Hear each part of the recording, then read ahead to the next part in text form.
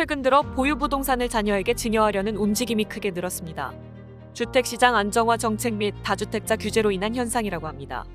주로 아파트나 빌라 등의 부동산인데요. 증여 또는 매매하려는 생각을 갖고 하는 문의가 많습니다. 여러 계획 중에서 눈여겨보아야 될 부분은 친족에게 매매 또는 증여입니다. 이를 세법상 특수관계자와의 거래 및 증여라고 하는데요. 친족을 통해 부동산을 정리하는 데 있어서 유념해야 할 몇 가지가 있습니다. 최근 정책 기조로 보아 정리해야 할 부동산은 아파트 또는 오피스텔 등의 주택인데요. 이를 친족에게 매매하는 경우에는 매매 가격에 가장 유의해야 합니다. 친족끼리 하는 거래라고 해서 매매가를 시가보다 낮게 잡아서 거래하기도 합니다. 이 경우 양도인 입장에서는 매도가를 저가로 잡으면 양도세가 적게 계산되고 양수인 입장에서는 시가보다 적은 금액으로 주택을 보유하게 되니 이익이 발생하게 됩니다.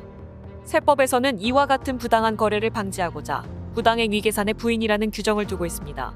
부당하게 세금을 적게 부담한 양도인에게는 양도소득세를 재계산해 부과하고 양수인에게는 이득을 본 부동산 금액에 대해 증여세를 부과합니다. 그렇다면 세법상 시가를 판단하는 기준과 부당행위로 보는 범위, 그리고 특수관계자의 범위는 어떻게 될까요? 세법에서는 현재 부동산 시장에서의 호가를 시가로 보지 않습니다. 시가 판단은 우리 집과 평수나 층수가 유사한 주택이 매매된 실제 거래 가격을 기준으로 삼습니다.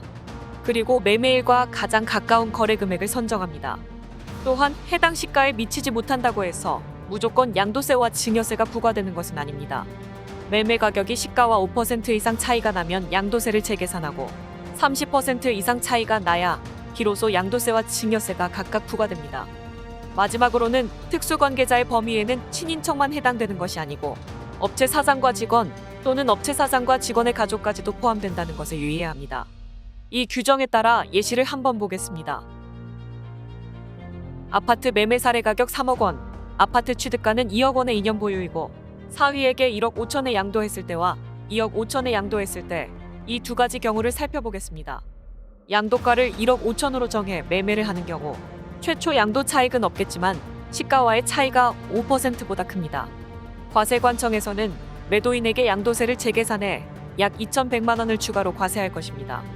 또 매수인에게는 시가 3억 원 아파트를 1억 5천에 취득한 셈이므로 규정에 따라 1억 5천의 부당이득 중 시가의 30%를 넘는 금액인 6천만 원에 대해 증여세 약 500만 원을 부과할 것입니다. 한편 양도가를 2억 5천으로 정할 경우 시가와의 차이가 5천만 원입니다. 시가의 16%에 불과하므로 양도세만 재계산해 약 1,400만 원을 추가로 과세할 것입니다. 매수인에 대한 증여세는 별도로 부과되지 않습니다. 이처럼 세법에서 부당한 거래를 제지하는 규정을 두고 있으므로 주택 보유 규제가 강화된다고 해서 섣불리 매매를 할 것이 아니라 세법상의 규제 또한 미리 살핀 후에 부동산 정리 계획을 세울 필요가 있습니다. 이상 중기단 경영정보 세무회계 뉴스였습니다. 감사합니다.